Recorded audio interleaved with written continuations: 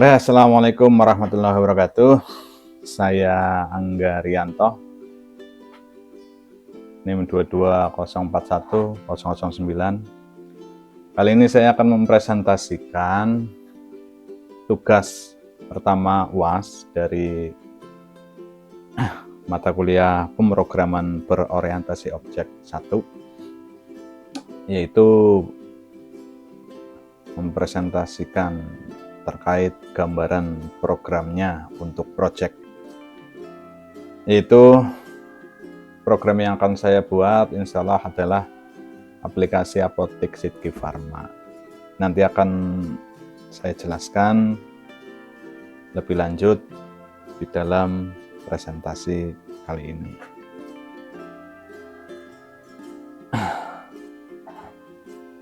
Yang pertama adalah pendahuluan, dilanjut penentuan variabel, ada desain aplikasi, kemudian yang terakhir adalah rancangan aplikasi. Yang pertama di pendahuluan. Nah, di sini ada dua submenu, yaitu ada rumusan masalah dan ada tujuannya. Rumusan masalahnya yang pertama adalah manajemen data apotik di Sidki Pharma masih manual. Kemudian yang kedua adalah penilaian UAS. Pertama, mata kuliah PPO 1 atau pemrograman berorientasi objek. Saya memahami masih banyak untuk kurangnya pengetahuan digitalisasi. Terus yang kedua adalah tujuan. Tujuannya mempermudah manajemen data dan meningkatkan produktivitas. Yang kedua, terpenuhinya penilaian UAS pertama PPO 1. Terus menambah pengetahuan digitalisasi. Sedikit tentang rumusan masalah manajemen data apotik Sidki Pharma masih manual dan tujuannya mempermudah manajemen data dan meningkatkan produktivitas. Pada era sekarang, era digitalisasi itu memang jauh lebih baik daripada tradisional dalam banyak aspek ya. Nah, jika sudah digitalisasi, bagaimana mempermudah manajemennya, yaitu menjaga kerahasiaan data, dan jika terjadi bencana, ya semoga tidak, itu masih bisa tidak rusak datanya, kemudian dijaga dari sesuatu yang mengkhawatirkan ya, seperti ada customer lah, walaupun kita tidak memikirkan negatif ya. Terus ada mempercepat dalam mencari data, kemudian banyak juga data yang ada di data manual itu menumpuk ya. Kalau di sini ruangan menjadi lebar lah. Terus penilaian UAS MK pertama itu semoga terpenuhi dengan baik. Amin. Kurangnya pengetahuan digitalisasi, setelah saya mencari-cari informasi, ternyata masih banyak kurangnya. Saya mohon maaf di sini.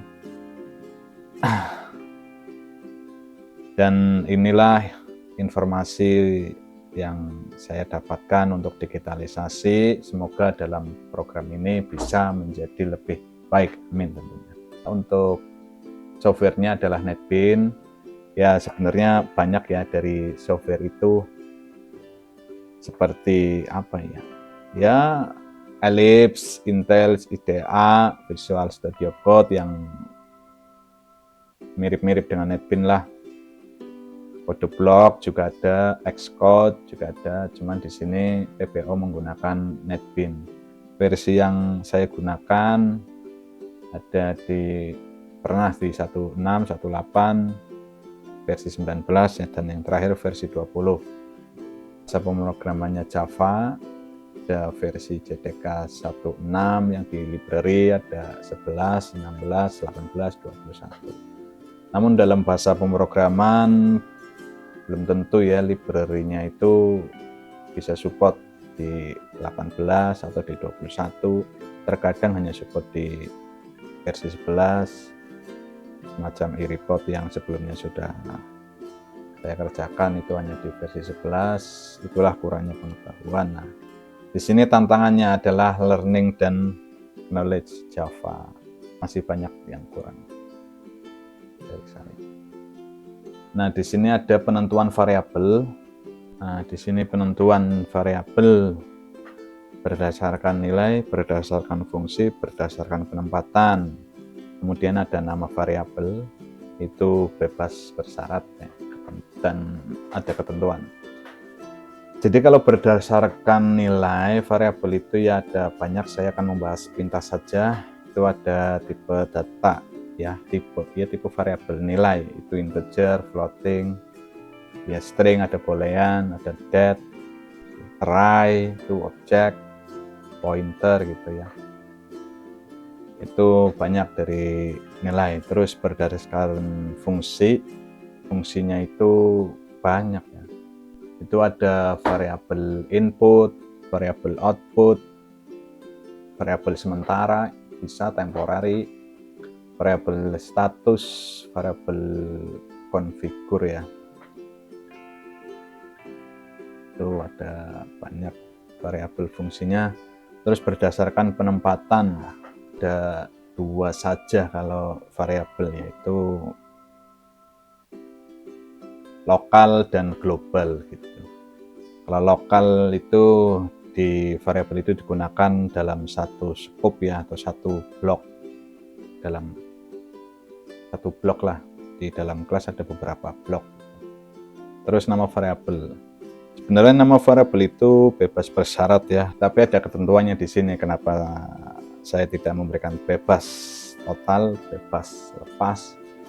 Karena ada ketentuan bersyaratnya. Namun tetap dilihat, seperti angka tidak boleh di depan ya, angka harus di belakang huruf. Terus tidak boleh ada spasi ya. Terus tidak boleh sama dengan sintak seperti public, privat. Itu kalau pakai nama variabel itu ya jelas tidak boleh. Untuk penentuan nama itu tidak ada syaratnya, namun ada ketentuannya. Terus penentuan variabel di dalam aplikasi saya itu apa saja yang ada dalam kelas, apa saja yang dalam publik atau privat, apa saja dalam pemanggilan. Void ya, pemanggilan. Dalam kelas nama variabel lingkup database, ada lingkup penjualan atau kasir, lingkup stok obat. Jadi di sini ada dua tampilan ya, dua interface. Interface yang pertama saya akan menggunakan penjualan atau kasir, terus lingkup stok obat. Dalam lingkup penjualan atau kasir itu di situ ada variabel terkait button-buttonnya ya. Itu yang jelas ada pembayaran, variabel untuk sementara yang mengisikan nilai. Terus di situ juga ada print nota, total dari obat yang dijual, ada tunai ya. Tunai itu uang yang diberikan ke kasir. Terus ada variabel untuk aritmatikanya. Di situ ada bisa tabel ya, ada tabel juga, tabel untuk melihat harga stok di situ. Itulah kenapa ada lingkup stok obat. Di sini lingkup stok obat meliputi lebih banyak ya dari kasir. Di stok obat itu dia ada cari, buton cari ya.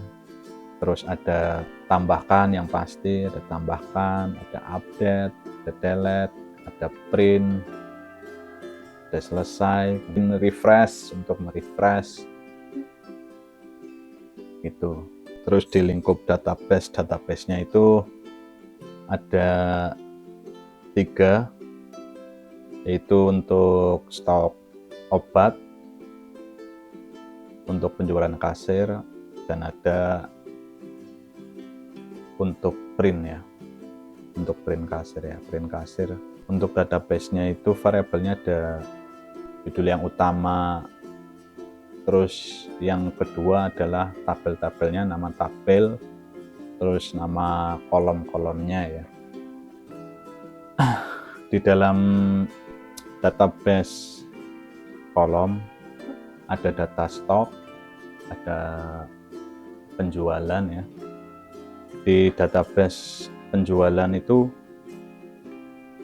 ada yang sebelumnya itu kode obat, nama obat, bisa kategori atau jenis, tipe, harga, ada print, ada tabel. Terus di dalam database yang stok obat juga sama, karena nanti database-nya akan diambil dari stok obat ke dalam tabel kasir atau penjualan. Itu di dalam stok obat ada kode obat, nama obat, ada jenis obat, sediaan ya, bentuk, harga beli kalau bisa ya, juga ada tanggal expired yang nanti juga bisa dilihat di lingkup antara petugas dan yang mempunyai dan apoteker ya, apoteker dan asisten apotekernya bisa saling kolaborasi terkait sama-sama menjaga data yang ada di dalam apotek. Terus lanjut yang ketiga adalah desain aplikasi. Desain aplikasi di sini ada 4, yaitu desain penjualan atau kasir, desain laporan atau nota, itu yang bisa dibuat dengan e-report atau sejenisnya. Terus desain inventory obat, yaitu desain untuk stok obat ya. Kemudian ada database. Ini desain penjualan atau kasir ya, walaupun namanya aplikasi laundry, cuman ya untuk sekedar gambaran saja. Di situ ada nota ya, nama pelanggan, ada alamat, ini tidak mesti jenis laundry, ini bisa diganti dengan jenis obat, jumlahnya. Terus ada hasil output. Nah, hasil output ini yang nanti bisa untuk di print, antar jemput ya atau tidak, ini bisa masih banyak ya. Yang jelas ada total bayar, ada total bayar, total obat, total uang yang diberikan, itu nanti ada total kembalian. Di situ ada, di sini ada bersih keluar tampil, itu bisa jadi untuk pembayarannya. Setidaknya gambarannya seperti ini. Terus di desain laporan itu ya ada itu di sebelah sini itu e-report ya, sama-sama e-report, bisa dibuat e-report. Selanjutnya desain inventory. Di desain inventory ya, ini ada tambah, edit, oh iya ada refresh juga, ada hapus. Di sini ada tanggal, nama obat, nah itu tabelnya, kode barang, nama obat, kategori obat, jenis obat, merek obat, harga obat, harga jual ya, tanggal masuk, tanggal keluar. Nah, namun di dalam stok obat ini saya tidak menggunakan banyak kolom karena sudah saya konfirmasi ke pemilik apoteknya bahwa beliau tidak mau yang ribet-ribet. Jadi saya juga mendukung, yang penting masuk dalam digitalisasi sedikit-sedikit dan pelan-pelan.